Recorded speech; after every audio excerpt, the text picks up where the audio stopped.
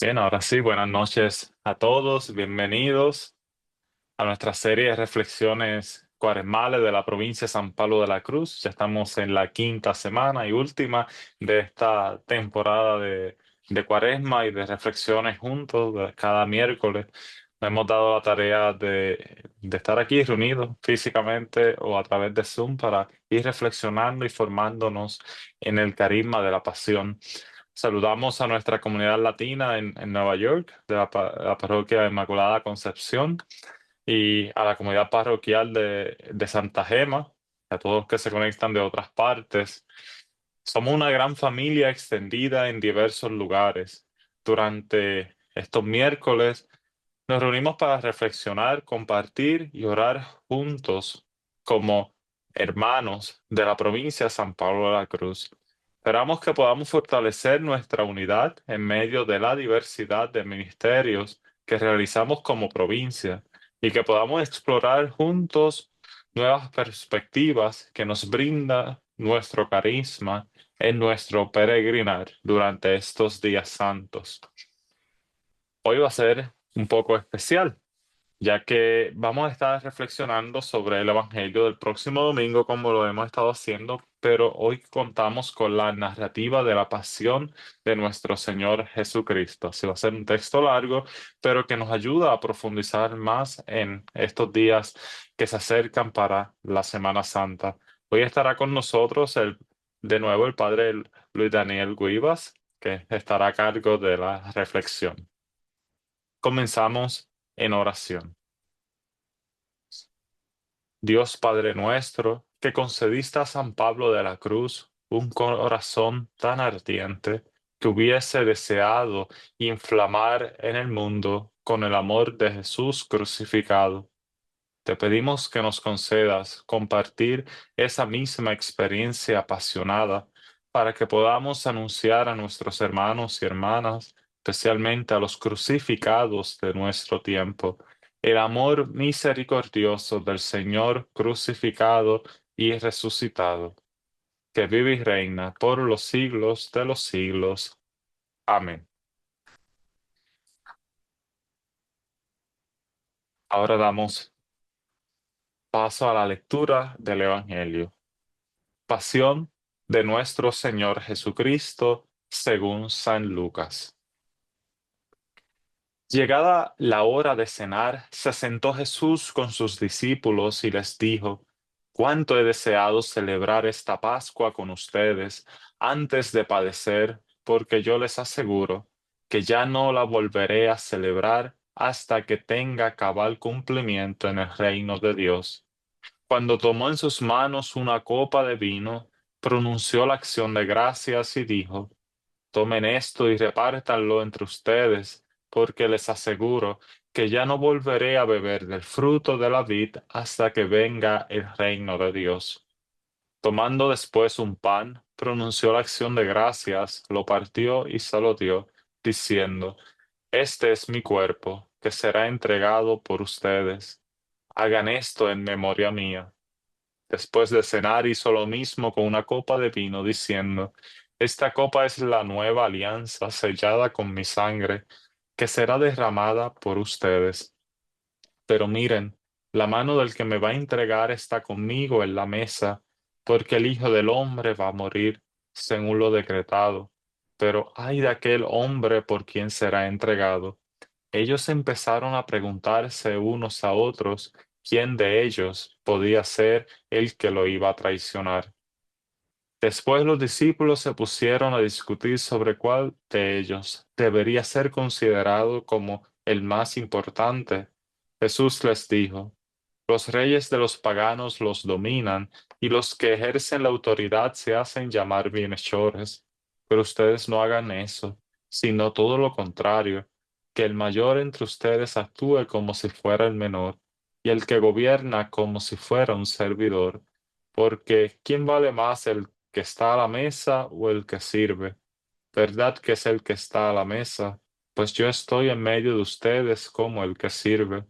Ustedes han perseverado conmigo en mis pruebas, y yo les voy a dar el reino, como mi Padre me lo dio a mí, para que coman y beban a mi mesa en el reino, y se siente cada uno en un trono para juzgar a las 12 tribus de Israel.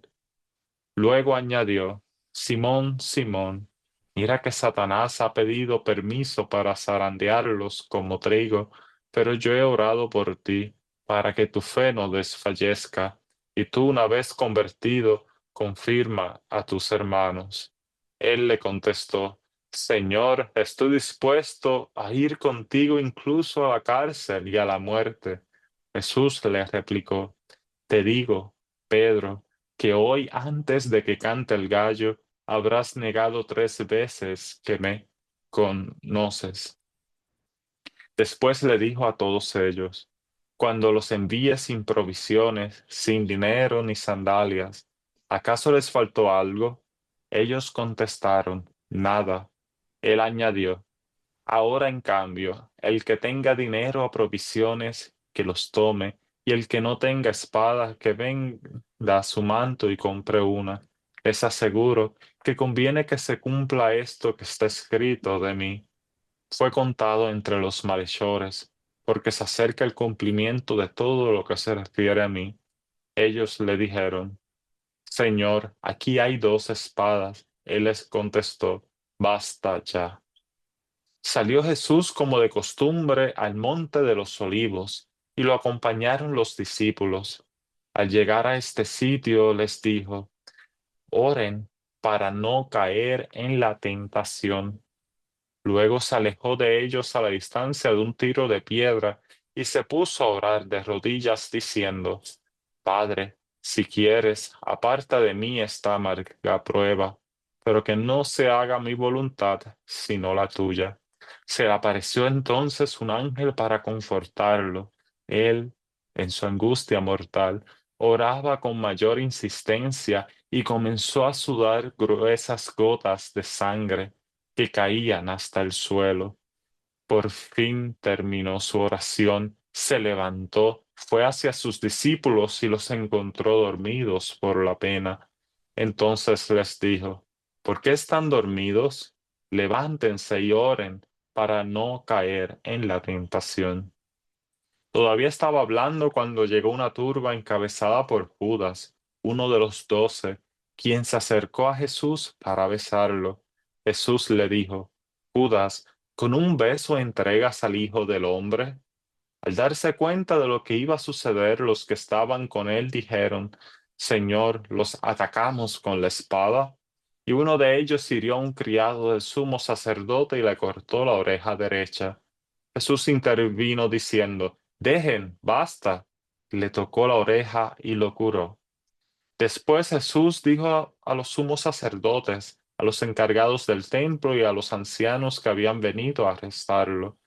Han venido a prenderme con espadas y palos como si fuera un bandido.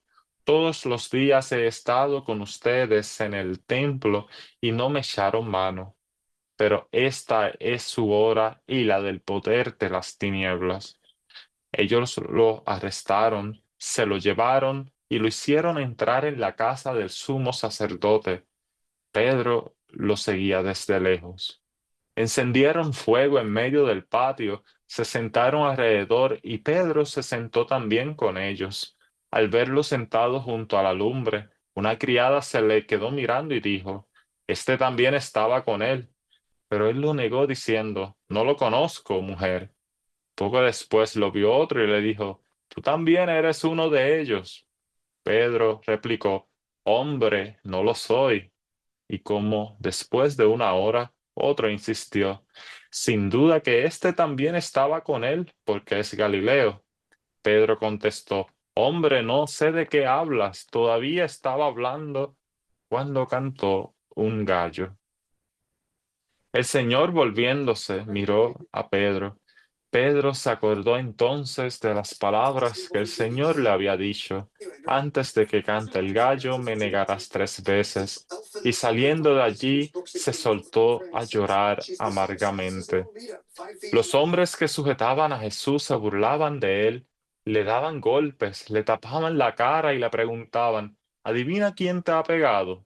Y proferían contra él muchos insultos. Al amanecer se reunió el consejo de los ancianos con los sumos sacerdotes y los escribas. Hicieron comparecer a Jesús ante el Sanedrín y le dijeron, si tú eres el Mesías, dínoslo. Él le contestó, se lo digo, no lo van a creer, y si les pregunto, no me van a responder. Pero ya desde ahora el Hijo del Hombre está sentado a la derecha de Dios Todopoderoso. Dijeron todos, entonces, ¿tú eres el Hijo de Dios? Él le contestó, ustedes mismos lo han dicho, sí, lo soy. Entonces ellos dijeron, ¿qué necesidad tenemos ya de testigos? Nosotros mismos lo hemos oído de su boca. El consejo de los ancianos, con los sumos sacerdotes y los escribas, se levantaron y llevaron a Jesús ante Pilato. Entonces comenzaron a acusarlo diciendo, hemos comprobado que éste anda amotinando a nuestra nación y oponiéndose a que se pague tributo al César y diciendo que él es el Mesías rey. Pilato preguntó a Jesús, ¿eres tú el rey de los judíos? Él le contestó, tú lo has dicho. Pilato dijo a los sumos sacerdotes y a la turba, no encuentro ninguna culpa en este hombre. Ellos insistían con más fuerza diciendo, solivanta al pueblo enseñando por toda Judea, desde Galilea hasta aquí. Al oír esto, Pilato preguntó si era Galileo, y al enterarse de que era de la jurisdicción de Herodes, se los remitió, ya que Herodes estaba en Jerusalén precisamente por aquellos días. Herodes, al ver a Jesús, se puso muy contento porque hacía mucho tiempo que quería verlo, pues había oído hablar mucho de él y esperaba presenciar algún milagro suyo. Le hizo muchas preguntas, pero él no le contestó ni una palabra. Estaban ahí los sumos sacerdotes y los escribas acusándolo sin cesar. Entonces Herodes con su escolta lo trató con desprecio y se burló de él, y él le mandó a poner una vestidura blanca. Después se lo remitió a Pilato. Aquel mismo día se hicieron amigos Herodes y Pilato, porque antes eran enemigos.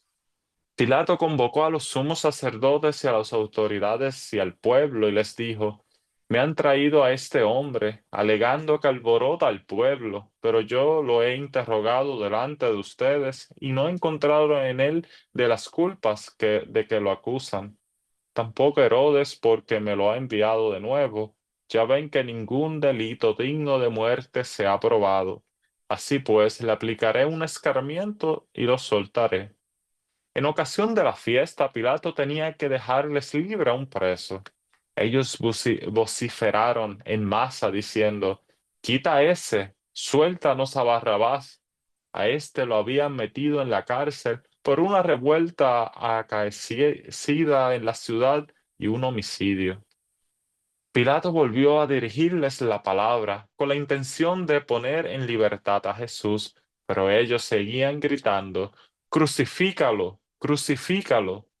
Él les dijo por tercera vez, pues ¿qué ha hecho de malo? No he encontrado en él ningún delito que merezca la muerte. De modo que le aplicaré un escarmiento y lo soltaré. Pero ellos insistían pidiendo a gritos que lo crucificara. Como iba creciendo el griterío, Pilato decidió que se cumpliera su petición. Soltó al que le pedían, al que había sido encarcelado por revuelta y homicidio, y a Jesús se le entregó a su arbitrio. Mientras lo llevaban a crucificar, echaron mano a un cierto Simón de Cirene que volvía del campo y lo obligaron a cargar la cruz detrás de Jesús. Lo iba siguiendo una gran multitud de hombres y mujeres que se golpeaban el pecho y lloraban por él.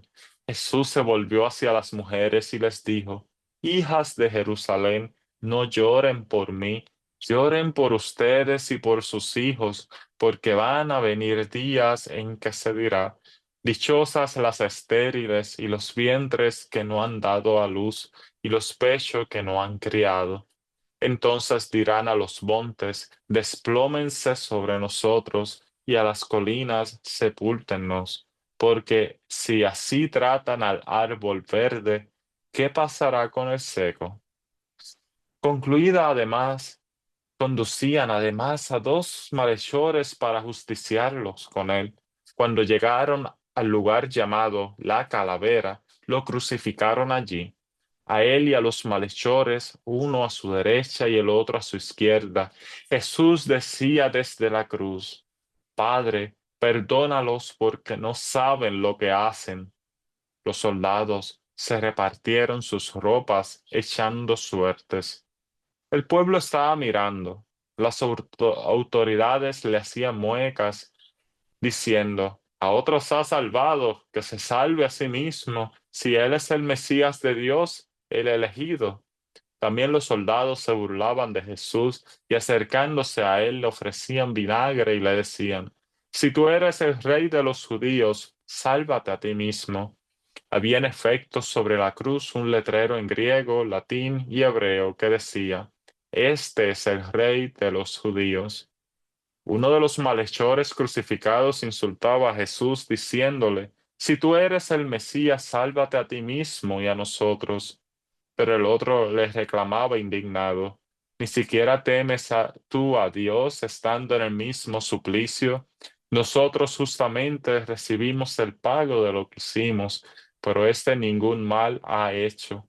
Y le decía a Jesús: Señor, cuando llegues a tu reino, acuérdate de mí. Jesús le respondió: Yo te aseguro que hoy estarás conmigo en el paraíso. Era casi el mediodía cuando las tinieblas invadieron toda la región y se oscureció el sol hasta las 3 de la tarde. El velo del templo se rasgó a la mitad. Jesús, clamando con voz potente, dijo: Padre, en tus manos encomiendo mi espíritu. Y dicho esto, expiró. El oficial romano, al ver lo que pasaba, dio gloria a Dios diciendo: Verdaderamente este hombre era justo. Toda la muchedumbre que había acudido a este espectáculo, mirando lo que ocurría, se volvió a su casa dándose golpes de pecho. Los conocidos de Jesús se mantenían a distancia y lo mismo que las mujeres que lo habían seguido desde Galilea y permanecían mirando todo aquello. Un hombre llamado José, consejero del Sanedrín, hombre bueno y justo, que no había estado de acuerdo con la decisión de los judíos ni con sus actos, que era natural de Arimatea, ciudad de Judea, y que aguardaba el reino de Dios, se presentó ante Pilato para pedirle el cuerpo de Jesús. Lo bajó de la cruz, lo envolvió en una sábana y lo colocó en un sepulcro excavado en la roca donde no habían puesto a nadie todavía. Era el día de la Pascua y ya iba a empezar el sábado. Las mujeres que habían seguido a Jesús desde Galilea acompañaron a José para ver el sepulcro y cómo colocaban el cuerpo. Al regresar a su casa, prepararon perfumes y ungüentos, y el sábado guardaron reposo conforme al mandamiento. Palabra del Señor. Les dejo con ustedes al padre Luis Daniel. Buenas noches.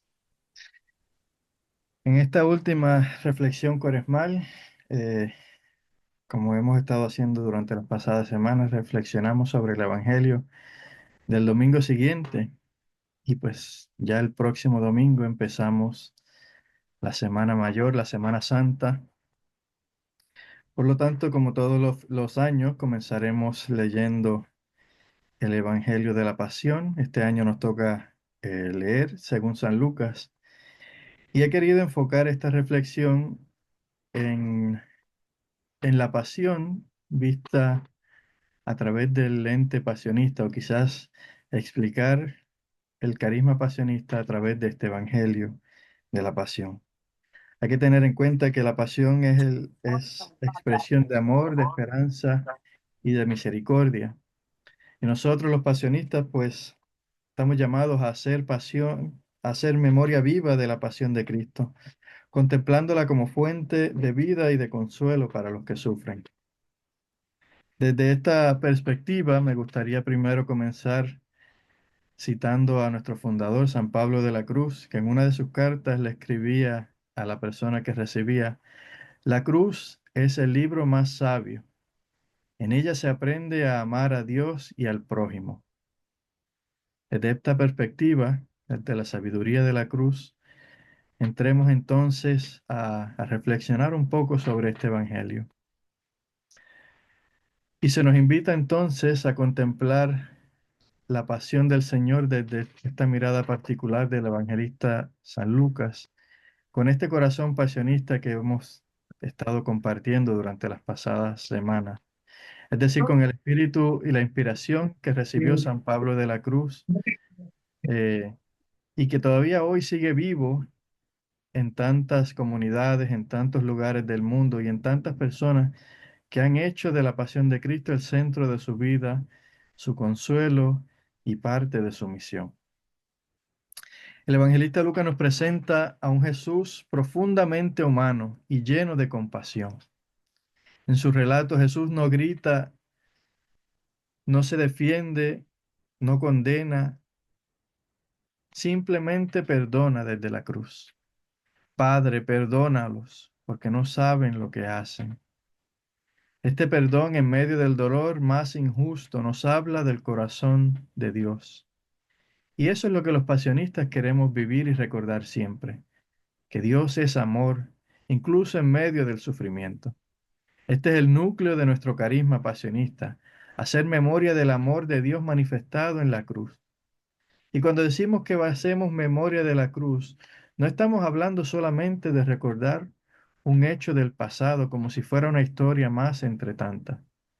Hacer memoria en el lenguaje bíblico y litúrgico significa volver a traer al presente ese misterio, a hacerlo vivo y actual. Los pasionistas no llevamos la cruz como un adorno sobre nuestros hábitos ni colgando de nuestro pecho. No la vemos colgando en una pared como si fuera una decoración en nuestros templos o donde sea que esté colocada. Estamos llamados a llevarla en el corazón, en la oración, en la misión, porque estamos convencidos de que la cruz revela el amor más grande, el amor de Dios. Ese amor que no es ni romántico ni abstracto, sino un amor que se entrega hasta el extremo, que abraza todo el sufrimiento humano y que lo transforma, que lo renueva y lo convierte en fuente de vida. Cuando contemplamos a Jesús crucificado, no vemos solamente dolor. Ahí nos encontramos con un Dios que no huye del sufrimiento humano, que no es ajeno a nuestras lágrimas, a nuestra tristeza, a nuestros sufrimientos, sino que por el contrario decide entrar en él para redimirlo desde dentro. Por eso el carisma pasionista no consiste solamente en sufrir por sufrir, sino en anunciar que nadie está solo en su dolor, porque Dios ha pasado por ahí. Y desde esa experiencia de amor entonces brota el compromiso, el querer acompañar a los que hoy viven su propia pasión, a los que hoy van cargando su propia cruz. Estar con los crucificados de la historia, del momento presente, es decir, con los enfermos, con los pobres, con los marginados, con los oprimidos, con aquellos que han perdido la esperanza, con aquellos que se sienten solos, que no encuentran un rumbo en su vida, con aquellos que no conocen el amor de Dios. En ese sentido, el pasionista es un custodio del amor crucificado, un testigo de que la cruz no es el final, sino la puerta a la nueva vida. Y al hacer memoria de ese amor, también lo hacemos presente para nosotros. Encarnamos ese amor, no solamente en nuestra vida, sino en la de aquellos con quienes compartimos nuestra existencia. Lucas también nos muestra que Jesús no está completamente abandonado. Hay pequeños gestos de consuelo a lo largo del camino hacia la cruz. Nos encontramos con este hombre llamado Simón de Cirene, que le ayuda a cargar la cruz después de estar tan cansado, después de haber recibido latigazos, burlas y demás. Llega Simón a ayudarle a llevar la cruz hasta su destino final. Encontramos también a las mujeres que lloran por él y allí en el Calvario encontramos aquel hombre arrepentido que con frecuencia llamamos el buen ladrón. Aquel hombre que en el último momento de su existencia se encuentra con Jesús y se convierte, encuentra la vida eterna. Y la encuentra no solamente por aquel encuentro físico entre aquellos dos hombres crucificados, sino porque Jesús pronuncia aquellas palabras: hoy estarás conmigo en el paraíso. Ahí, en la cruz, en medio de su dolor y de su sufrimiento, Jesús consuela, Jesús da vida, da esperanza.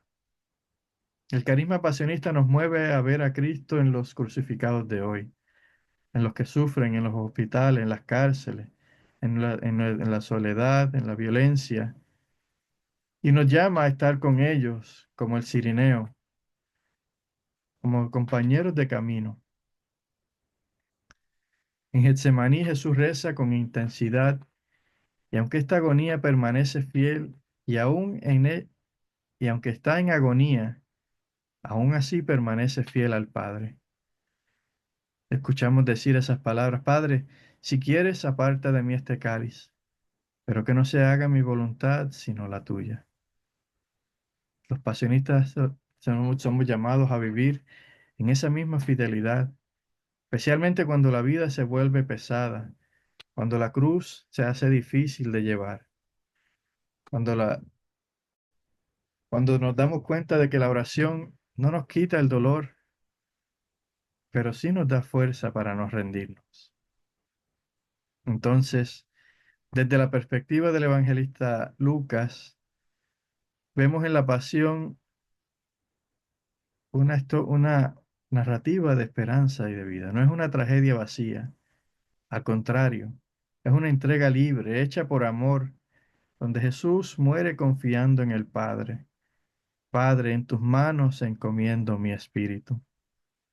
Este es el sello pasionista: anunciar que la cruz no es el final, sino el principio de una vida nueva. Por eso el crucificado no es un símbolo de derrota, sino de esperanza. Por eso nosotros como católicos mantenemos a Jesús en nuestros crucifijos. La cruz no está vacía. Jesús ya no está en la cruz, pero todavía hay muchos crucificados que son el rostro de Jesús que permanece en la cruz.